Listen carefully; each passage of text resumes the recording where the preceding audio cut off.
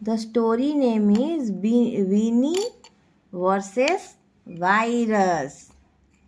Winnie is very happy and healthy girl.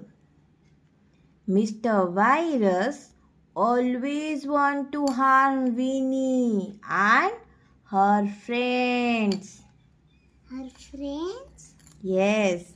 विनी बोली गोटे छोट झीटे थिला जी बहुत खुशी रे एवं बहुत सुस्थ सबल झील थिला मिस्टर वायरस नामक गोटे जीवाणु थिला जी सबु बेले विनी आउ ता सांग मानंकु कौन करे ना क्षति पहुंचेबा को चेष्टा करे But one day Winnie was at friend house.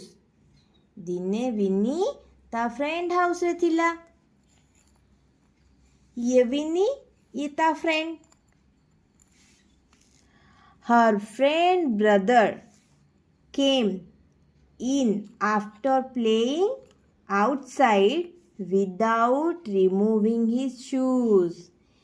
विनी रो सांगर भाई कौन कला ना घर को आसिला से भी जोता काढ़िलानी लुक जोता काढ़िनी घर भितर पशिगला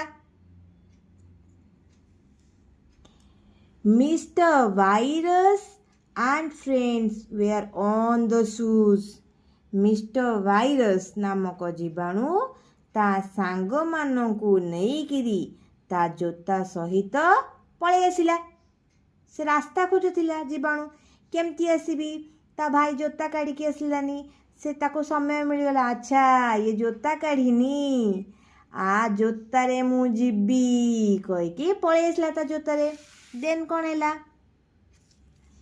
the boy was about to jump onto sofa without removing the shoe सेई जो ता सांगर भाई कौन कला ना से जोता तो पिंधि घर को आसला एबे सेई जोता पिंधिकी सोफा उपरको को जीवाकू चेष्टा कला तो जीवाणु माने खुशी हेई गले thank you.